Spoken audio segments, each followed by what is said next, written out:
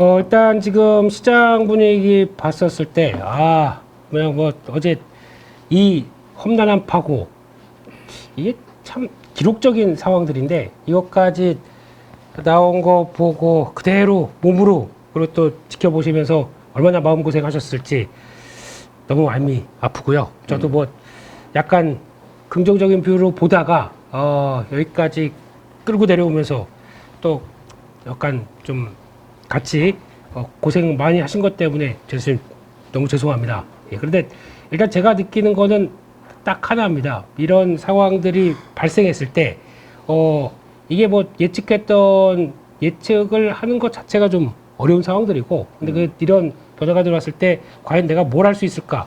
이걸 먼저 생각을 해야 될 것 같고요. 네. 이런 상황 쪽에서 할 수 있는 건 딱 하나입니다. 시장이 이렇게 크게 벌어졌을 때 내가 보는 상황들이 그래도 맞다라고 하게 되면 당연히 뭐 아래로 베팅하는 사람도 있을 거고, 저는 이렇게 크게 움직인다 그러면 좀 길게 봤을 때는 위로 베팅하는 게 맞겠고, 그러다 보니까 차이가 있는 거죠. 그래서 일단 그렇게 뭐 본대로 액션을 취했고요.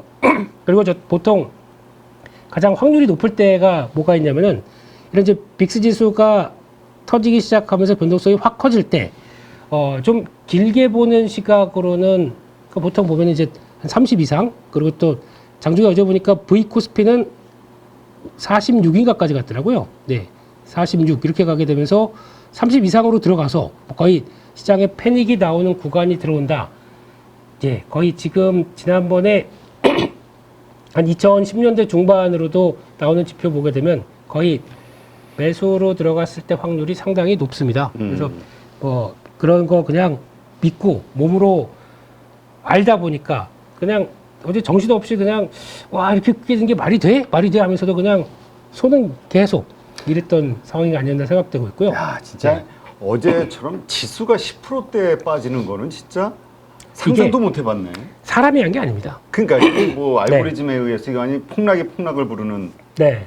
그러니까 그거를 유도한 쪽, 솔직히 개인적으로는 엔화도 저게 좀 음모론. 네. 솔직히 지금 이게 지금 엔화인데요. 엔화 5분봉인데요.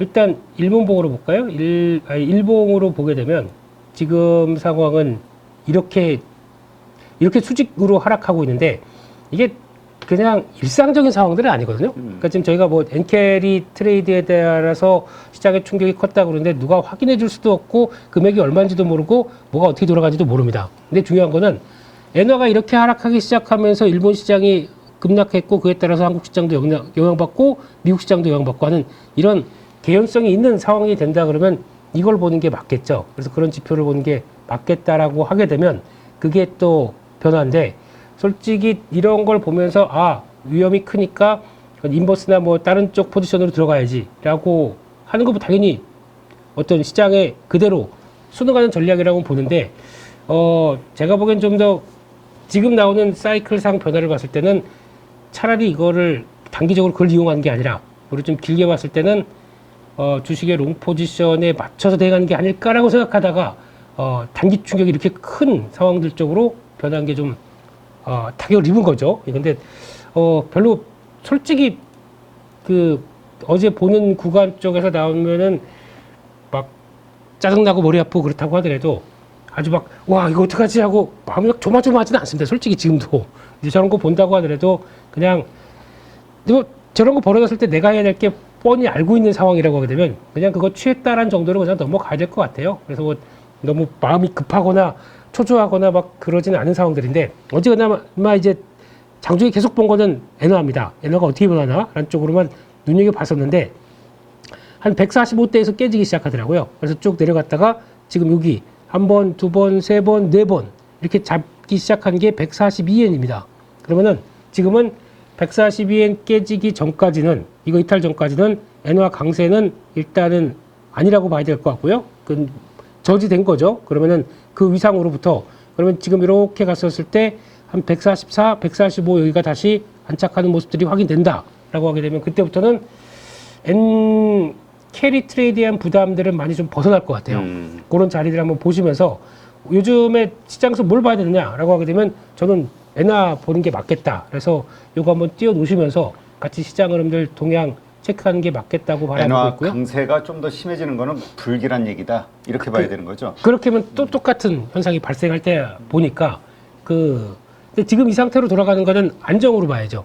그러니까 오늘 국내 증시에는 안정의 무게를 두고 대가는 게 더 맞지 않느냐라고 봐야 될 것 같고요. 그런 쪽으로 봤었을 때 지금 시장은 어제 나왔던 미국 시장 시장이 벌써 여기서 시작하다 보니까 돌아가는 건 맞는데 미국 시장에서 또 그나마 자리를 찾는다고 하게 되면 이 자리가 월봉상으로 보게 되면 지난번 2021년도 고가 때 부근에 딱 지지되는 자리입니다. 그래서 원래 주봉상에서 여기 지지되지 않나 싶었더니 밑으로 쭉 갔다가 지금 돌리는 거 보니까 일단 이 정도쯤, 그러니까 15,000, 자, 여기까지 내려가는 것도. 근데 미국은 여기서부터 여기까지 오르다 보니까 그렇다고 치면은 저희는 오른 것도 없는데 2,440까지 와야 되는 게 좀 짜증나긴 하죠. 그래서 아마 일단 15,700, 16,000대, 여기가 거의 중요한 지지권이다 그러면 월봉상의 지난 고점대를 한번 터치를 했다라고 봐야 될 것 같고요. 이렇게 되면은 이 정도면은 일단 좀 조정받을 건 받지 않나 하는 생각 쪽에서 다음에 액션들을 좀 생각해 보는 게 더 좋겠다라고 봐야 될 것 같고요. 그런 측면으로 봤었을 때 지금 시장에서는 아마 또 나오는 종목은 솔직히 볼 필요가 없을 것 같습니다. 다 저 밑으로 꺼졌다가 이제 돌아오는 상황이다 보니까 그 다음에 얼만큼 회복력을 보여주겠느냐 이거를 좀 따져야 될 것 같고요. 근데 지금 시장에서 많이 나오는 것 중에 하나는 이제 금리 얘기가 많이 나올 겁니다. 네. 금리 얘기가 나올 텐데 지금 시장이 그러니까 경기 관련된 쪽의 변수를 보게 되면 경기는 침체가 아니라 이제 하향으로 리세션으로 가고 있다는 거는 맞는 것 같아요. 이건 맞는데 그거를 얼만큼 그러니까 경기가 안 좋다 그러면 저희가 시스템 리스크가 나올 정도로 충격을 주느냐 아니냐 그게 관건인 것 같은데 일단 경기가 하향으로 가고 있는 과정 쪽에서 이제 연준이 이제 액션이 나오겠죠. 근데 이 시점이 연준이 들어가는 이 시점에서 액션 취하는 건 전혀 없습니다. 항상 그 진행이 되는 과정 쪽에서 보면서 그러니까 액션을 취해야지라고 하다 보니까 요 간극 속에서 지금 시장 참여자들은 자꾸 연준한테 요구하는 거죠. 이거 이렇게 되면은 좀 선제적으로 뭐 해야 되는 거 아니야라고 얘기를 하다 보니까 지금 제레미 시걸 교수, 네, 이분은 75bp까지 얘기합니다. 그러게요. 그것도 네. 두 번씩이나. 이건 좀 심했어요. 이분은 뭐냐 강세를 잡니다. 지금이야 네. 그냥 막 하는 의미 없잖아. 저분이 뭐라 한들. 그렇죠. 예, 이분이 뭐라고 한들 의미는 없을 거고. 연준이 의원이 나와서 한마디 해야지. 네, 그 되게 그 자신은 영향력 있는 사람이라고 얘기를 하시는 것 같은데 중요한 거는 지금 벌써 9월달에 50bp 인하 같은 경우도 지금 보니까 83%가 반영이 돼 있더라고요. 네. 그만큼 시장이 또 막 앞서서 막 달리기 시작합니다. 이런 거 경계하셔야 돼요. 이게 그렇게 돼서 금리 인하가 빠르게 될 거다, 그래서 나올 거다라고 하는 이런 거는 제가 보기에는 별로 안 좋습니다. 만약에 그러면 9월달에 50bp를 인하를 진짜 긴급적으로 만약 인하를 했다, 이거 시장에 도움이 될까요? 제가 보기에는 이렇게 나오게 되면은 뭐가 그렇게 안 좋아? 라는 쪽에 반응이 나올 수 있습니다. 초기 금리 인하가 이렇게 강하게 들어온다 그러면 이거는 썩 시장에 긍정적이지 않을 것 같고 오히려 만약에 낙폭이 좀 커진 이런 상황들 쪽에서 50bp를 했다라고 하게 되면 한번 또 출렁임이 나올 수 있기 때문에 이런 것보다 지금 진행되는 흐름들 그대로 가는 게 연준의 지금 계획대로 가는 게 그나마 지금은 낫겠다 생각 드는데 늦었습니다. 이미 일단 지금 진행이 되는 과정 쪽에 지표들이 나오는 흐름들이라고 하게 되면 시장에 좀 약간 그 경기에 대한 우려감들을 많이 볼 수밖에 없겠죠. 그런 쪽에서 변화를 좀 보셔야 될 것 같고요. 거기다가 지금 보다 보니까 또 어제 나왔던 것들하고 동향들을 보게 되면 종목 쪽에서 그래도 어제 같은 이런 상황들 쪽에서 과연 무슨 외국인들 1조 3천억 팔고 기관도 같이 동반 팔고 하는데 어제 보니까 그래도 산 종목이 있을 거 아닙니까? 어제 같은 날 산 종목. 그러면 코스피에서 보게 되면은 외국인들이 산 종목은 딱 그래도 어느 정도 패턴이 있더라고요. 외국인 매수 종목들 보니까 순매수 3위 종목 쪽에서 그래도 테크주들 삽니다. 네, 테크주들 사고 거기다가 라면주, 바이오주입니다. 이런 쪽에 상위주로 들어가 있더라고요. 그러니까 이런 상황 쪽에서 낙폭 과대했던 반도체, IT, 테크주들을 샀다. 라면은 뜬금없지만 그래도 방어적인 성격 아니면 수출주의 입장 뭐 이런 쪽 보고 바이오주들은 들어갔다라는 거 봐야 될 것 같고 또 코스닥에서는 바이오 화장품 그리고 또 테크주 그러니까 낙폭 컸던 테크주는 꼭 들어가는 것 같습니다. 코스닥에서 기관은 뭘 샀냐고 봤더니요. 기관 쪽에서 보게 되면 어제 이차전지를 담았습니다. 이차전지 담고 그리고 또 바이오 자동차 그리고 차 그리고 조선 이 정도였습니다. 그러니까 약간 좀 기관 입장으로 보게 되면 지금 단기 수익률 방어한다라고 해서 들어간 쪽들이 이런 쪽으로 봤을 때 공통적으로 들어간 거 뭐냐? 바이오네요. 그래서 이 정도 종목들이 지금 다음 시장 주도가 되나라는 것들 한번 좀 체크를 하셨으면 좋겠고요. 근데 이런 상황 쪽에서 어떤 얘기를 하실지 모르겠지만 제가 보기에는 가장 낙폭이 컸던 게 빨리 돌아갑니다. 그게 먼저입니다. 어제도 그런 얘기 드렸지만은 뭐 개파락 나오고 이게 이렇게 진행되는 거는 솔직히 그냥 보면서 뭐 인위적인 이런 상황들이 아니라 누가 투매를 해서 나온 것도 아니고 뭐 끌어내리려고 작정을 하다 보니까 나왔던 현상이라고 봐야 될 것 같고요. 근데 그런 과정 쪽에서 더 싸진 것들은 지금에서는 낙폭 컸기 때문에 그게 돌아가는 과정들이 더 먼저 나오지 않나라고 생각 들고 있고 그렇게 되면은 지금 가장 최선호는 낙폭 큰 테크 쪽 그쪽이 더 맞겠다라고 생각을 하고 있는 상황들이고요. 아마 야간 선물이나 또 시장 동향을 보게 되면 일단 오늘 흐름들이 3%를 봅니다. 어제 대비해서 일단 갭 상승 한 3%. 그러면은 2316 그러면 거의 2,500선 부근 정도 시도가 들어올 것 같은데 2316 예, 4312 예, 거의 그 정도쯤 지금 뭐 하는 거예요? 계산하는 거지 않습니까? 지금 시장에 대해서 면밀하게 예. 2,500선 정도 부근이 일단 시작되고 요 정도 라인 쪽 보게 되면 한 2,550 여기가 일단 걸리는 자리인데 상승하게 되면 오늘 같은 경우는 시작했다 약간 또 출렁임이 나옵니다. 변동수 클 거예요. 오늘 같은 경우는요. 했다가 장중에 이거를 다 오전장 아니면 한 10시 반쯤 정도까지 말을 밀렸다가 이제 꼬리 달고 다시 올라가면서 나오는 변화. 그래서 수급 안정 찾는 모습들 확인된다라고 하게 되면 그런 변화가 제일 중요할 것 같고 그러면 한 단계 레벨업 됐을 때에 대한 대응들 이거를 근데 예. 어제 어떤 특징을 보니까 스탁론 때문인지 뭔지 몰라도 반대 매매가 1시 전후로 엄청나게 그때서부터 더 큰 급락이 있었잖아요. 오전장에 들어갔던 분들이 어제 완전히 다 물렸거든. 유도를 한 겁니다 이게 시장이. 근데 어제 보면은 뭐 CFD 계좌까지 해서 뭐 9시부터 1시간 뭐 다약해서 뭐 시간인가가 마지막으로 1시까지 있습니다. 근데 그런 거 구조로 봤었을 때 그런 거 나올 물량을 노리면서 계속 압박이 들어온 거죠. 예, 그렇기 때문에 제가 보기에는 어제 사람이 주도한 거는 알고리즘 짠 거밖에 없고요. 그리고 그거를 밀고 돌리면서 이렇게 내려왔다 그러면 이거는 뭐 이제 그냥 그렇게 설계가 된 것 같아요. 어제 같은 날은. 근데 그런 거를 보면서 그러면 주식 못 하겠다가 아니라 이런 날도 있구나라고 생각을 하고 받아들이시는 게 못 받아들이겠어요. 근데 이렇게 펼쳐지는 거에 대해서 보는 게 더 맞지 않나 생각이 들고 있고요. 이런 때는 별거 없습니다. 그냥 이게 정상인지 이게 비정상인지 전혀 모르는 상황 쪽에서 이게 하락하는 게 정상적일까요? 저는 아니 밸류에이션을 보면은 미국 증시는 모르겠어. 네. 근데 한국 증시는 오른 것도 별로 없고 뭐 오른 거에 하이닉스나 HBM주들 몇 개 좀 오른 거지. 하긴 또 그러네. 식료품주도 올랐고 화장품주도 오르긴 했네. 근데 뭐 그거 오른 거보다 큰 자리상으로 봤을 때 그러니까 우리가 이렇게 빠질 만한 건 아닌데.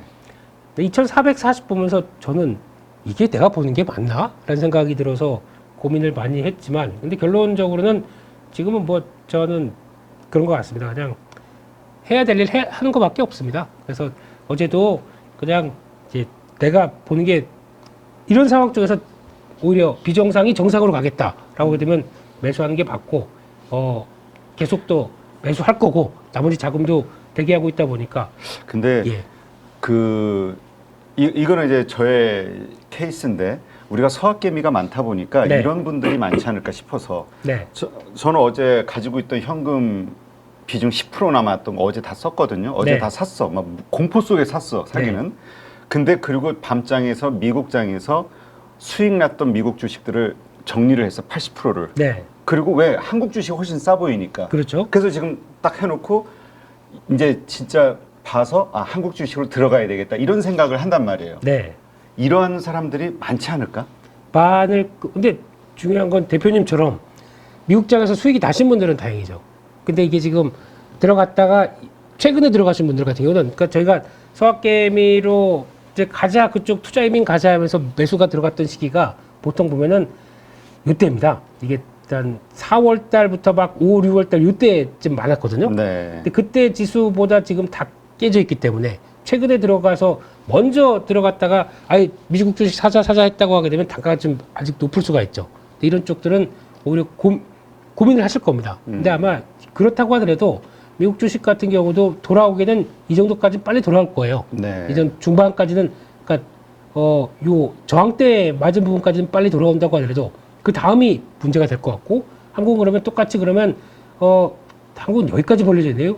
거기까지 가려면 그러니까 그런 쪽까지 돌아가는 가운데 이게 어디에 우위를 맞추면서 움직일 것이냐라고 하게 되면 낙폭이 좀 상대적으로 덜했다가 돌아가는 게 셀 것이냐 아니면 그만큼 깊었다가 돌아가는 게 셀 것이냐 이건 차원이 다른 문제라고 생각되는데 저라면 선택을 한다고 하게 되면 비성적으로 더 많이 빠진 한국이 맞지 않나 그렇죠. 네, 생각이 들고 그리고 이제 금리 인하를 하게 되면 환율은 계속 떨어지지 않겠나 네. 하는 생각도 좀 해볼 수 있고. 그리고 지금 환율은 외환 시장이 지금 되게 이상하게 변해 있습니다.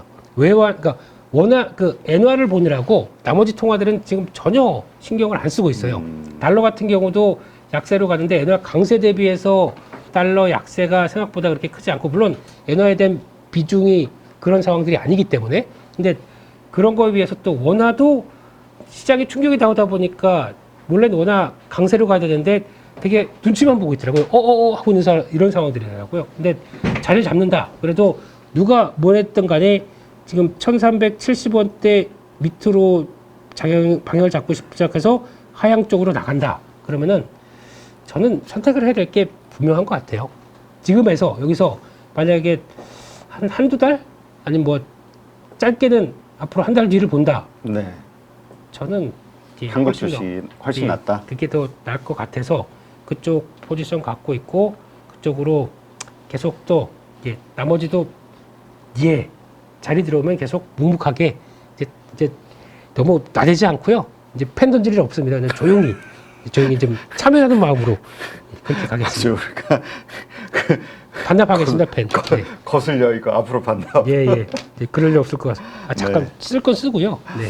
근데 하여튼 이럴 때일수록 그 여유를 좀 잃지 않으셨으면 좋겠어요. 왜냐하면 스트레스 받죠. 뭐 당연히 주식 들고 있는 분들 입장에서는 이게 다 어쨌든 시장 불확실성과 이 하락 안 좋지. 나중에 다 오를 수 있다라는 그 믿음을 갖고 있다 하더라도 지금 당장 마이너스 나 있으면 짜증 나고. 마이너스가 크죠. 그죠. 크더라도. 예. 근데 이럴 때일수록 냉정하게 이렇게 하면서 근데 이게 조급해지면 자꾸 실수를 하거든. 네. 마음의 여유를 갖는 게 참 좋을 것 같아요. 좋은 얘기 하셨습니다. 어제도 하면서도 내가 하는 게 맞나? 아닌가? 뭐 이런 생각을 하면서도 제가 절대 하지 말아야 될 거는 주문 실수하면 안 되거든요.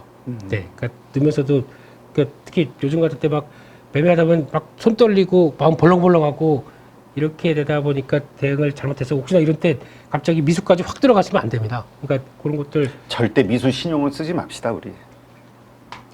하지 말란 말이야. 하지 말라고. 저 현금으로 다 그런 사람 아닙니다. 네. 그렇게 아니 그런 생각 하시는 분들한테 하는 네. 말이지. 그런데 지금은 네 아닙니다. 그냥 정도 얘기를 가겠습니다. 네, 정도 정도 얘기를 갑시다. 네.